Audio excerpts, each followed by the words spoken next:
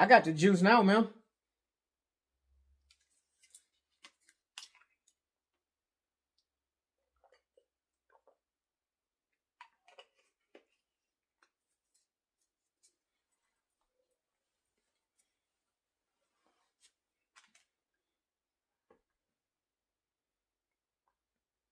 Let's get to it. So just like I said when I talked about the movie Menace to Society, in this video, I'm going to explain why the movie Juice is also a horror movie. And in fact, I think this might be more of a horror movie than Menace to Society. So let's go ahead and talk about it here. Oh, and by the way, if you're wondering why the championship belt, this is one of the brand new championship belts that is going to represent the podcast. Now, more so when I do podcasts with Malin, though, as we're going to call that the Mixed Tag Podcast. But this is my Mixed Tag Podcast Championship belt, and it also has Spider-Man side plates on it to represent the whole Alan Spidey gimmick as well. But we'll worry about that in future reviews when Malin is involved. But anyway, I wanted to go ahead and represent the brand new championship belt in this review too. But with all that being said, let's go ahead and let's talk about the movie Juice and why this movie is a straight up horror movie.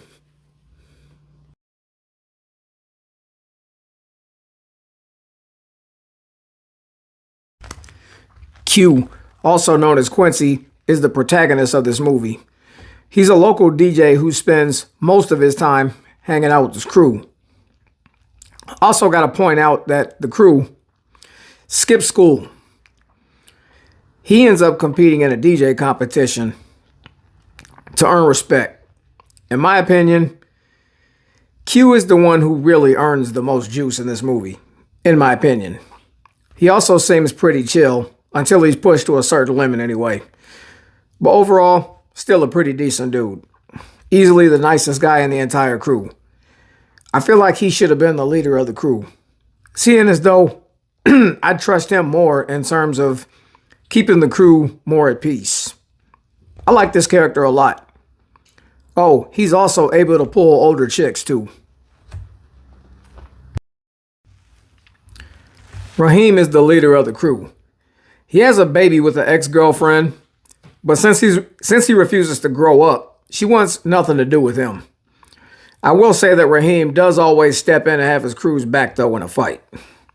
He kind of becomes unlikable by staging a robbery at the bodega.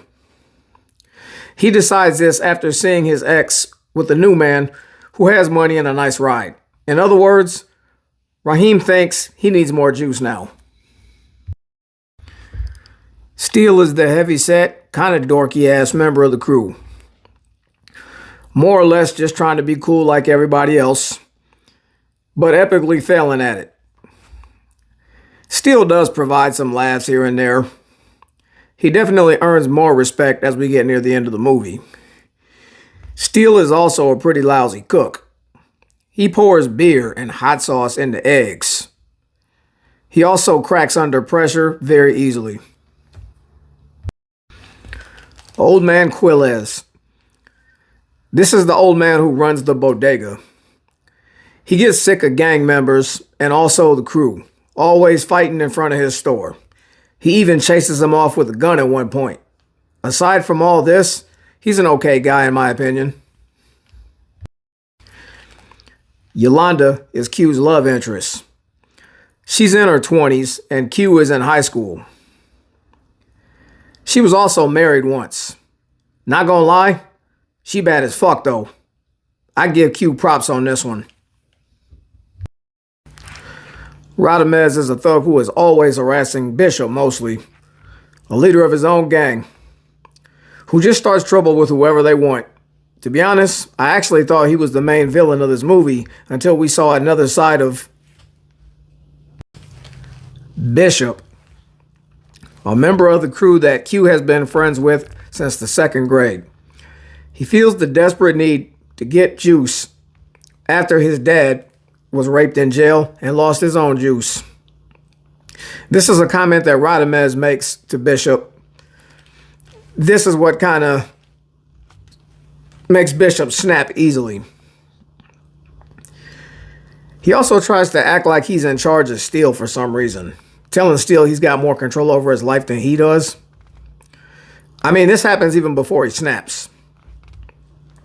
He rants to his crew about being tired of being like bullied, and also by running away from old man Quilez when he shows up with that gun to like get him away from the front of the store. An old friend named Blizzard is killed in a shootout with the cops, which Bishop actually wanted to take part in, but Raheem kind of turned him away from it, talks him out of it. This is where Bishop's downfall, like into craziness, really begins. Also, he's only ever mentioned by his last name, except for at the funeral scene.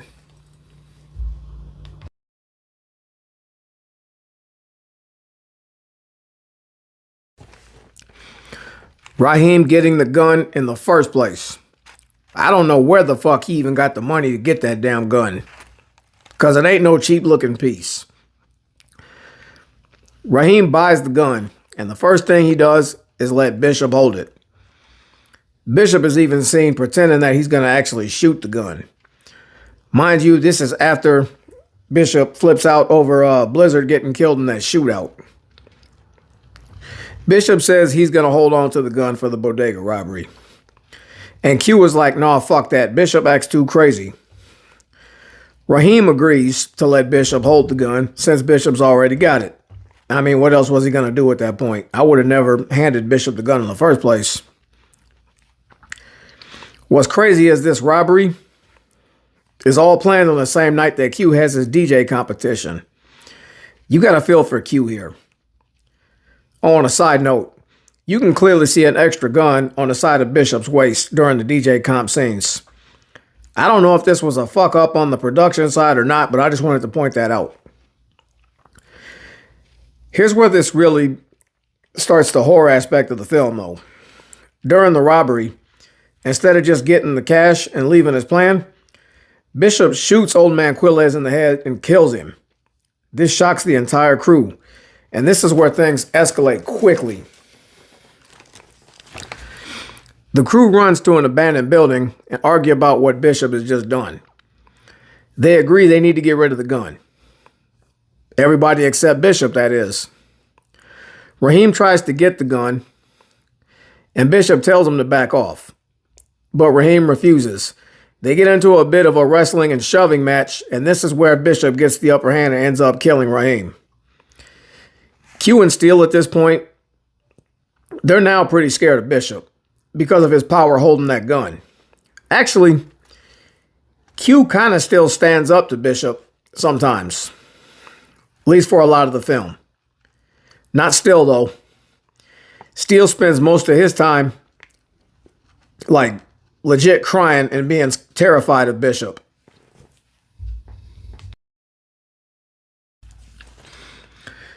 Bishop, Steele, and Q are taken from the club during the DJ comp scene and questioned by the police. Bishop also plays this all off by walking up to Q and saying, "Hey, Raheem is dead. Somebody shot him." I forgot to mention, Bishop hid the gun under some bricks in that abandoned building too.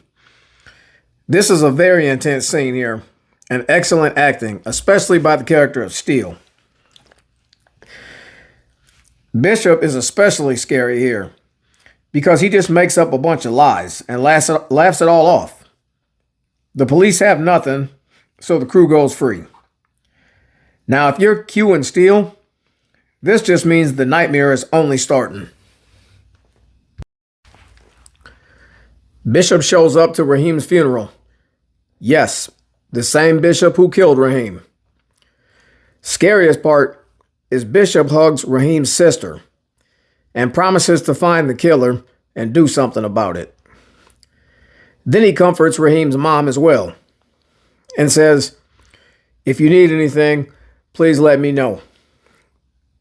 We then get an evil stare down from both Q and Bishop. Another horror scene in my opinion. The killer comforts the family of the son he just murdered, and the friends just have to sit back and deal with it all. Tell me that ain't some scary shit. Bishop is confronted by Radamez and his gang later on. Since Bishop told the police that if anybody had the motive to kill Raheem, it would have been Radamez and his gang. The gang corners Bishop and threaten to hurt him. Q and Steele see this happen as they're walking. Steele says they should go help Bishop, but Q disagrees and talks Steele into walking away too. Bishop sees them both do this. This is where Bishop mans up to Radamez and his entire gang. Bishop even lands a punch on Radamez, but the police arrive and chase the gang off. Bishop catches up with Radamez and shoots him 5 times, killing him. Yes, Bishop gets the jump on Radamez even when Radamez's gang is there. Steele and Q are also now worried about what Bishop might do next. This even makes Q go buy a gun for protection, which he later throws into a river. Bishop catches up with Steele as Steele is heading into his apartment, and then tricks him into thinking he needs him to help him go make some money back. Steele tries to call Q at Yolanda's house, but Bishop grabs the phone and asks who the fuck is this on the phone. But Q doesn't say anything. This right here is when Bishop has had all he can take of both Q and Steele. So he eventually gets Steele into an alley and shoots him. But luckily, Steele survives. Bishop then tries to frame Q, and this makes the situation for Q even worse. Q now has a gun on him too. So, like I said before, Q ends up throwing his gun out after scaring someone on accident with it. Bishop eventually finds Q and sneaks up behind him. He tells Q all about his plan to frame him. And this is where Q realizes he has no choice but to fight for his life. Eventually, Bishop gets his gun back, and Q must run for his life in this situation. Q makes it to an elevator, but not before a bullet hits him in the arm. Before the elevator door closes, though, Bishop stops it and walks in and stares down Q right in front of everybody in the elevator. Bishop even tries to shoot Q in the crowded elevator, but Q ducks and uses the crowd to knock Bishop's gun away from him. Someone else ends up picking up the gun and keeps it. In fact, I think the guy that picked up the gun was one of the guys that Q was going against in the DJ comp. I think. I could be wrong there, though. This leads us to a final showdown on a rooftop, where Bishop tries to attack Q with the 2x4. Q gets the upper hand and almost knocks Bishop off the roof. He tries to save Bishop from falling off the roof, but he loses his grip. And that's all she wrote for Bishop. After the fall, a bystander tells Q, "You got the juice now, man." Q shakes his head in disgust, and the film ends with a still shot of Q's face.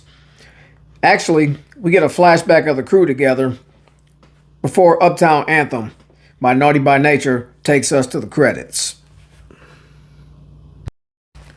All I gotta say is this. Bishop is basically Ghostface, aside from his crew knowing he's the killer. Especially since he tries to frame other people for what he's doing. He also has some real scary, memorable lines, just like a Ghostface killer would. Mainly the line he fed to Q in the school hallway. But now, you right. I am crazy. But you know what else? I don't give a fuck. I don't give a fuck about you. I don't give a fuck about Steele. And I don't give a fuck about Raheem either. I don't give a fuck about myself. And you less of a man than me. So as soon as I decide that you ain't gonna be shit, pow, so be it. Y'all, this is a horror movie. Enough said. And Bishop is scary as hell. Hell, even the scores in this movie are scary sometimes. Tupac and Omar Epps totally steal the show in this movie. This film has a dope-ass soundtrack as well. The story is also great. It's about friendship, betrayal, and the hazards of wanting too much street respect, also known as juice. I give the movie a 5 out of 5. Normally, I'd say a 4.5, since I'd kind of like to see what happens with Q and Steel after Bishop's death. But due to the powerful performances of Tupac Shakur and Omar Epps, it's a 5 stars for me. I also want to mention in the original ending on the rooftop, as police sirens are being heard, Bishop tells Q that he isn't going to jail and suffering the same fate that his dad did, and purposely lets go of Q's hand. I think this ending is actually scarier. This is the kind of shit that horror villains do right here.